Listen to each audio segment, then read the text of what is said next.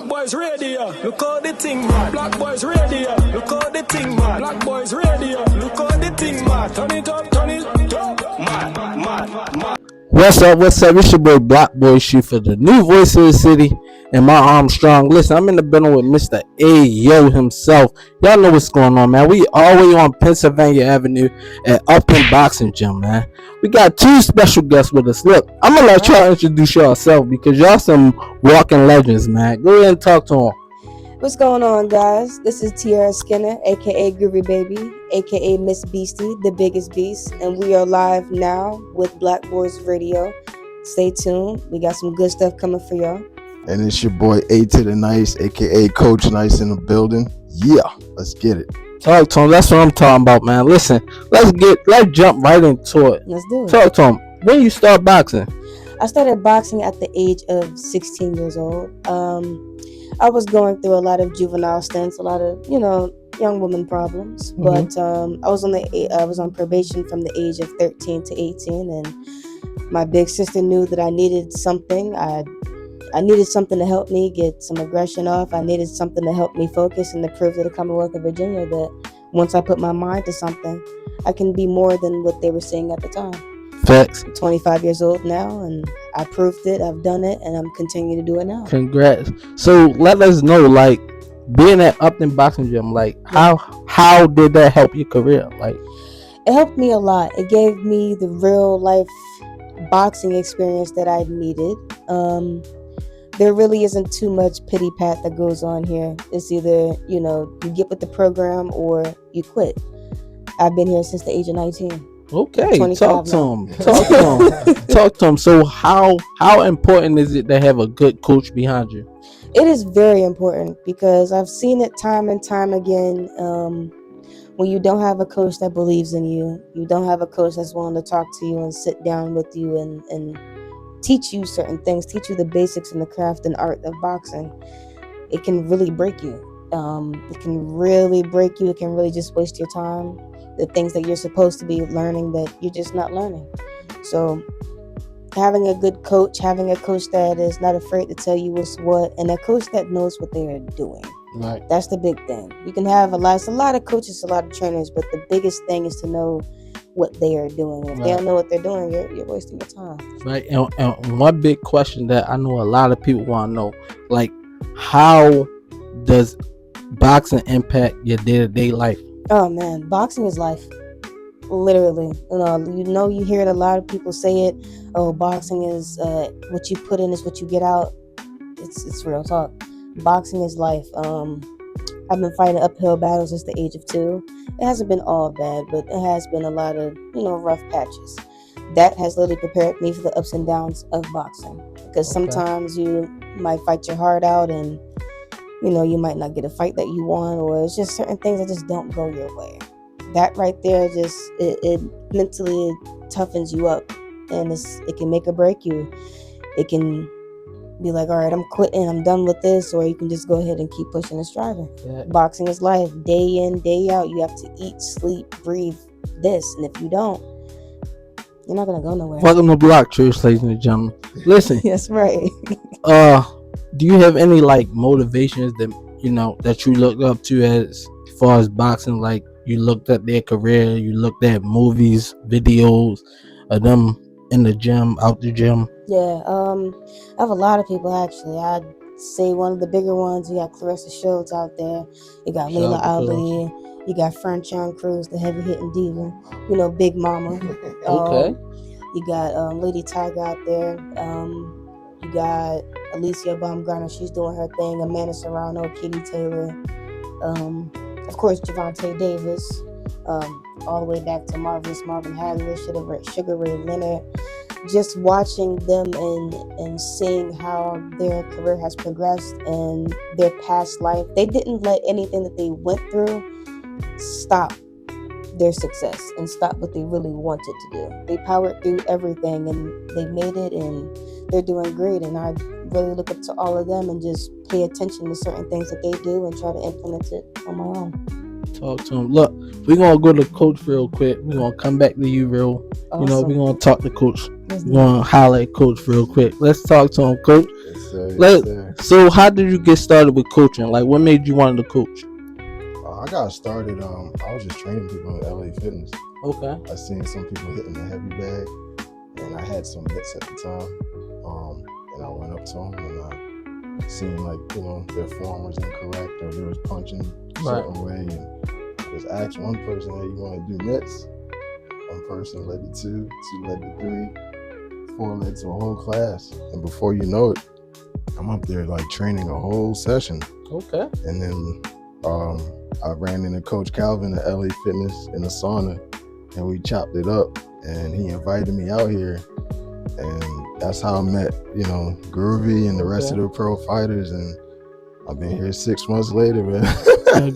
Congrats. So, how does it How do the connection have to be to from a coach to a fighter? Like, how do y'all have to build a connection in order to form a great fighter? Whew, man, the connection, we gotta be like peanut butter and jelly. You know what I'm saying? We always gotta be on the same accord, mentally, physically. We gotta be, especially communication. Communication is key. We gotta communicate with each other. The fighter also plays a big part in it too. It's not just us that comes in and tells the fighter what to do or this. Like, the fighter also says, "Hey, coach, I can do this today," or "Can we work on this today?" And you also gotta understand, when you're building a relationship, you gotta understand your fighter. How do they react to certain things? What can you say to trigger them? What can you say to get the best out of them? Facts. You know what I'm saying? So it has to be like a real one-on-one personal, like, you see how Calvin and Tank is, like, father son type of thing. It gotta be just like that. Welcome to Block Church, ladies and gentlemen. Once again, look, another question, right? So, being a coach, you feel me? Like, how important is it to, make sure that the fighter is there mentally? Very important. If they're not there mentally, it's not gonna go well. That's why I mentioned earlier, mentally, you have to be on the same accord as well. I always check in with my fighters mentally. Hey, how you doing? How are you feeling today? A lot of fighters go through a lot of personal things at home. That's true. And sometimes they bring it to the gym. Sometimes you gotta put them in a mindset where they gotta leave all that out of the gym. Or if they do bring it to the gym, you gotta transform that energy and use that to will you through your workouts.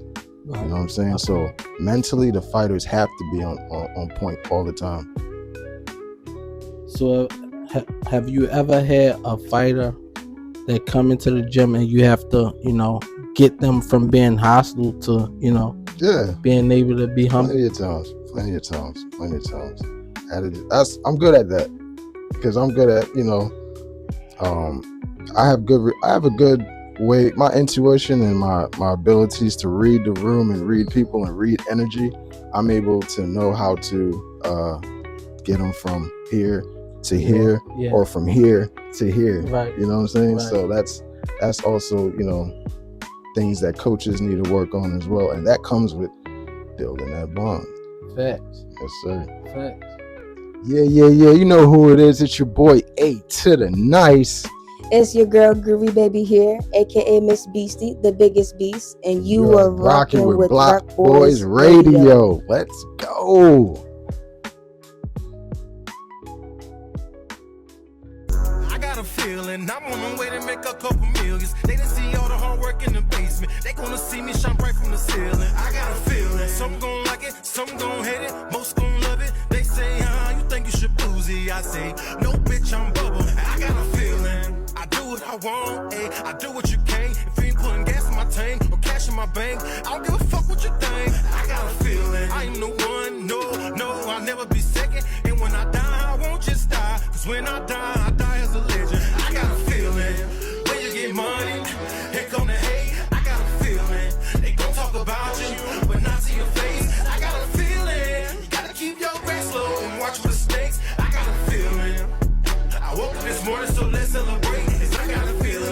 my bones. To some of y'all, this might be cold. Some might say this talk is bold. You better watch out, cause we breaking the mold. Got what you want, and we got what you need. These songs have you coming back like fiends. You be scratching your neck, begging for more. 3 a.m. and you banging on our door. Y'all just worry about when the next beat's coming. And we're 2 steps ahead, and we got 3 more bumping. I done told y'all once that I got it out the grease. Now I paid my dues, and I did it with ease. Coming for the top, y'all better believe in me. And Bubba's gonna run this shit, you see. I got a feeling when you get money, here come the hate. I got a feeling. Hey yo, y'all know what's up, man. This is part 2. We're here with Groovy Baby, aka Mr. Beastie, the biggest beast. the biggest beast. All right. Now I had to hop on part 2 because I am a fanatic for boxing. I think boxing actually resembles being an entrepreneur because Yes. it don't matter what you do training wise with boxing. Once you get in the ring, it's you. And it's, Right? it's only you. It's only you. That's it. So I took to boxing because entrepreneurship is, behind the scenes. It's like if you keep grinding and grinding and grinding, an opportunity is going to present itself. And when it comes, it's just you. What is one fight that you are so amped about that you like? You can watch it over and over and over again, but female fight. That's a good one. Let me think for a Because minute. I want to tell you mine too. That's why I asked you. Okay. So I have a couple. The first one is with Ann Wolf versus, I forgot her name. She was a very tall Russian lady. It was a Wanda Ward, maybe? Wanda Ward. We're going to fact check it. We're going We'll to fact check it, we'll guys. look My fault. No. My bad if I messed that name we're up. going to throw it in there. Like, no, this is who she meant. But yeah. Yeah. Okay. Because Ann Wolf, she came in that fight. Everyone knew she had a lot of power, but she was really the underdog for that fight. She was really supposed to lose that fight. And out of nowhere, because she was training hard up to that event, she got that big opportunity and she knocked that girl out completely, like clean. Like she woke up and eyes rolled to a woman hasn't, before that time, a woman hasn't done that before. Right. That was crazy. Right. Now, I say another one was, this one a lot of people slept on, but this fight right here was Clarissa Shields versus Franchon Cruz, and they both pro debuted against each other. I believe they were supposed to meet each other in the Olympics or Olympic trials, something like that. I don't know what happened, but I know that they pro debuted against each other, and they went to war. They did. Like a complete war. That's a fight that I can sit back anytime. Like I can sit down right now and just look at it and say, wow. I think they got to fight again. I feel like Yes. I wanted them to fight again because I believe Clarissa got knocked down, right? Did she Wait, get knocked down on that one? Nah, that wasn't the one. Okay. That was yeah. Hannah. Oh my God. That was I was just Hannah. watching that one. Oh my God. And Clarissa still had to do a lot to come She back did. on those cards. She But did. once you get a knockdown, you lose that round, Yeah. man. And you got to really sway the judges to come back. Clarissa had to really bite down on that mouthpiece and completely dog Hannah, excuse me, for the rest of those rounds. Completely just box, not stand there. She had to really dig deep into her back for Hannah, but she pulled it off. I love Clarissa Shields. I do, do because too. so many people talk about her. I got one for you, but before I get to you, I'm gonna tell you mine. Listen, Mine is Clarissa versus Savannah Marshall. I'm gonna tell you why. yeah. Let me tell you why. I forget that. Because You're right. Savannah was talking so much, Yes. and because I'm gonna beat you. yeah, I'm gonna beat you, right? Her dad was talking crazy. Yeah, crazy. The whole city over there, was it England, wherever they at? Something like that. The Yeah, UK. they was talking. She went to her backyard. Yeah, and that's the best, most fulfilling part. Yes. I love Clarissa, like I love her, and they don't give her credit. Yeah. When Clarissa started the fight, I love the Doug, and I like how she just go in there and it's like, I'm gonna prove this to you. Yep. I like that about her because she's a woman that only spars, majority men. Yes, she does. That prepares her for a fight. So I don't think that there's a woman. I mean, Alicia Baumgartner, I bang with her too. She cool. I do. I like I bang Alicia. with her, right? She works hard. I like Alicia Yeah, Baumgartner too. but I think Clarissa is on another level, and that fight was so fulfilling because it was like she shut everybody up, She did. and there was nobody that could say anything after that. And Savannah didn't want to rematch her, or she said she did. She said she did, but she didn't want that smoke. And then went to Shadeja Green and still lost. Yeah. Whoopsies. You feel me? But yeah, that's me. Now, I'm gonna switch this to him. Gotcha. So my question to you, has there been a moment when you watched a fight where you saw a trainer and a boxer like really like connect inside of the fight already? Like the boxer could have been down. You know how coaches always gotta talk to the boxer, like you gotta talk to him. Is there and we're not gonna mention coach because we already know Coach Calvin. Is there a specific coaching team that you actually really look at? Like, I love how they work with the fighter. I'm gonna give you one. Oh, man, that's a tough one. Ooh, that's a tough one. I'm gonna go with Roger and Floyd. Yeah, I love them. Fire. I love them. Fire. I love that. I got cold chills. I didn't even expect that. That's Now why? why. It's like they're so locked in. They know what they're gonna do from round 1 all the way to round 12.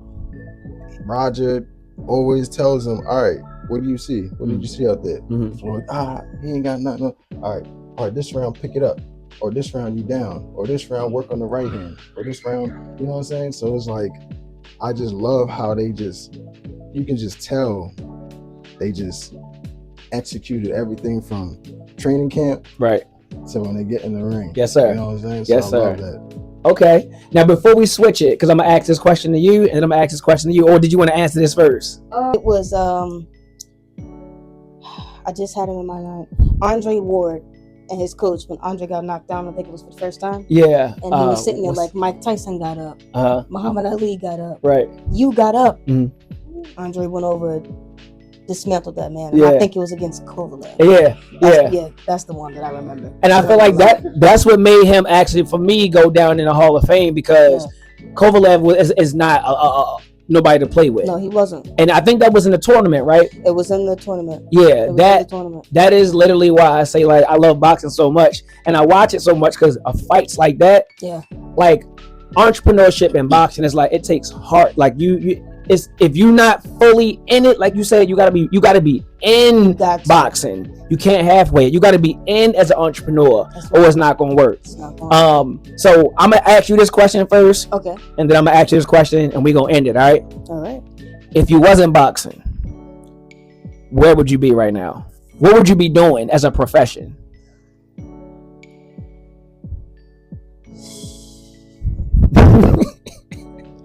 It's tough because I know. My life was, if I didn't start boxing, I'm not gonna lie to y'all, I probably would have been dead or in jail right now. Mm-hmm. So at one point, I just didn't see anything past boxing because I loved it so much.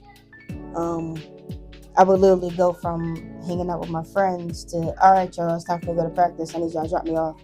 Or, all right, y'all, I'm about to, y'all know what time it is. Hey, it's time to go to practice. All right, yeah, because don't let me oversleep. I'm up right now. We're doing this, but all right, it's 5 o'clock. Mm-hmm. Oh yeah, it's time to go. Mm-hmm. So I honestly don't know, but I do know I would not be working for no one. Right. Okay. So still entrepreneurship. Okay. If you weren't coaching, is there something else that, brings you to life, that makes you say, if I'm not going to do this, the next thing that I would do is, what would that be? Music. Either in front of the camera or behind the camera. Okay. That's my first passion, is music. That's how I got the name nyce. Okay. Yeah. So definitely be music related. What is it about music that you enjoy so much? Everything. Even if you was to see me box, you can tell music plays a big factor, because music, dancing, boxing, it all correlates, and I'm big on that. I'm like a walking melody. You know what I'm saying? Plus I'm from the Caribbean, so we big on music. It's our vibe, our energy, the way we, mix everything in with culture, and it's just music. It's just life. Music is life. So gotta be music, man. Bang gotta bang. Be music. All right, before we end this, right? I got a gift. Now here's the thing, right? I gave Coach Calvin team 40, 50 of these, and I had one left. Right? And I made these for when he was fighting Frank Martin, I believe. Who was before Frank Martin? I gotta find it. But anyway, can you have me that hoodie real quick? Wasn't it Garcia? No, the hoodie. It